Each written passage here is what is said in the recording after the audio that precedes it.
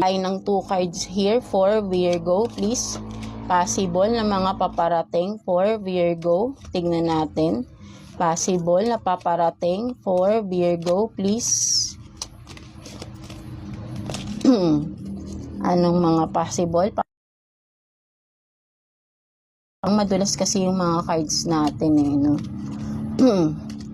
Kuha tayo ng 2 cards for you, Virgo.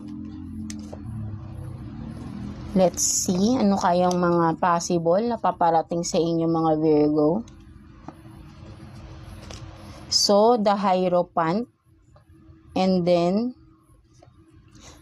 Knight of Cups. So, yeah, for some of you, no, mga Virgo natin, no, possible na paparating for some of you, no, may someone na a person, no, na paparating for you, no, may offer itong tao na ito, something like that. Maybe may makikilala nyo itong tao na ito sa, kung nasa ano kayo, with friends, no, something like that. Kung for some of you, maaaya kayo ng mga kaibigan yung, literally, kumain sa labas, and then makikita nyo itong tao na to, no, instantly, parang magkakagusto siya sa inyo, no, for that, no, kung makikita mo rito, parang magkakatinginan kayo ng person na ito, right, no, so, ang sinasabi rito, no, parang instantly, meron kayong mararamdaman na connection, no, for some, nakikita ko rito, no, possible na paparating sa inyo, there is someone na meron kayong magkakaroon kayo ng connection ng person na ito, no, something like that, no,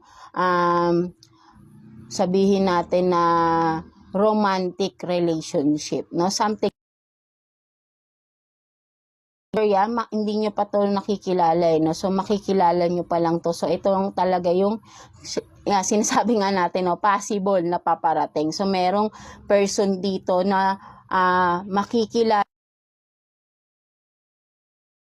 magkakaroon ng attraction kayo sa isa't isa, no? Something like that, do mga Virgo natin, no? So, what else? Ano pang meron? Let's see.